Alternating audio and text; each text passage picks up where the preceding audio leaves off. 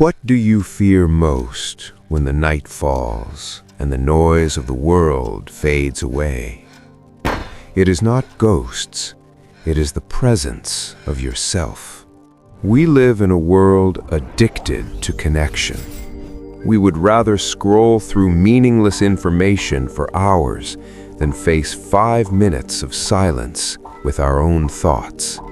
Blaise Pascal once said, "All of humanity's problems stem from man's inability to sit quietly in a room alone." You run from loneliness as if running from a monster.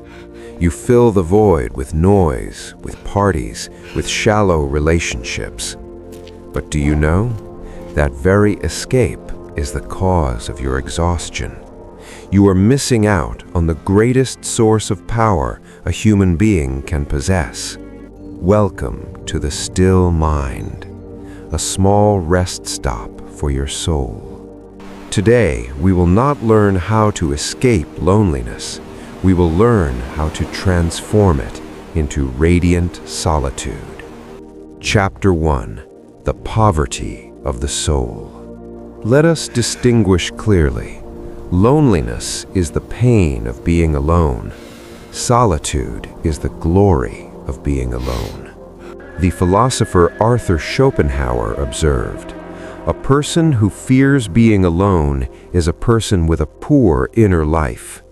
They are like a room with no furniture. Because they are empty inside, they must import things from the outside to fill the void: gossip, cheap entertainment, and the attention of others.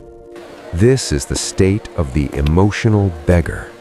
You hold out your bowl, begging for someone else's presence because you cannot bear the presence of yourself. The fear of loneliness is actually the fear of facing your shadow.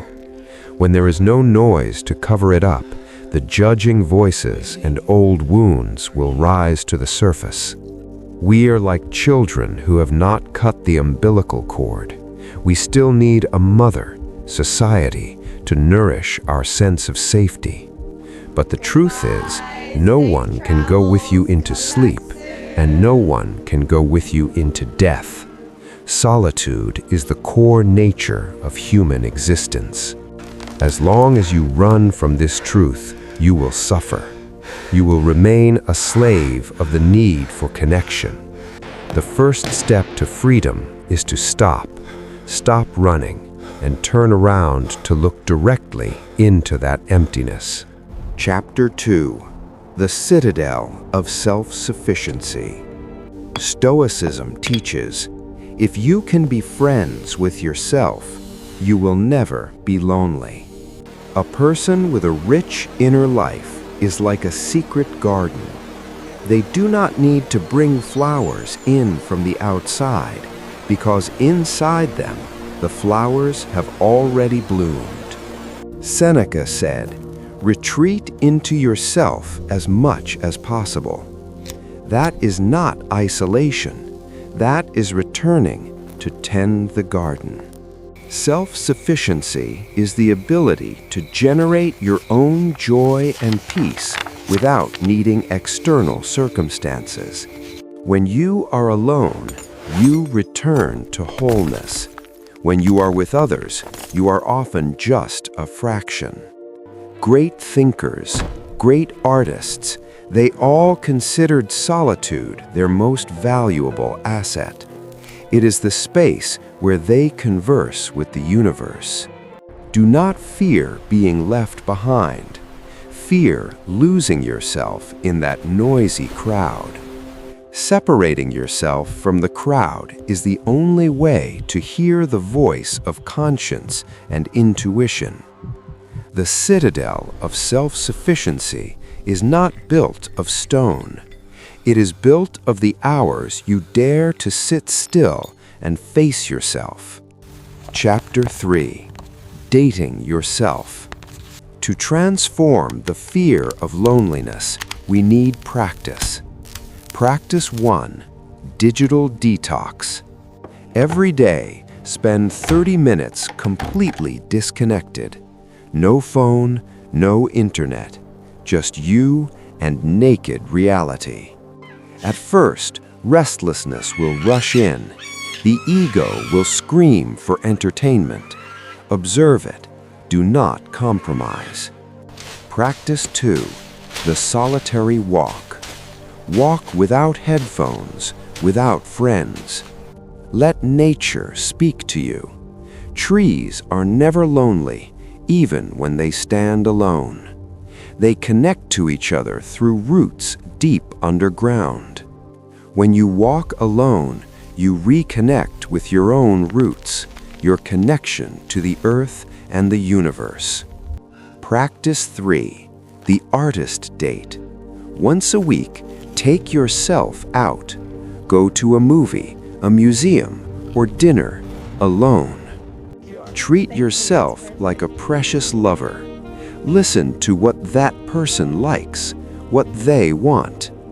When you start to enjoy your own presence, you will no longer accept toxic relationships just to avoid being lonely. Practice 4. Shadow journaling. Write down the messy thoughts in your head.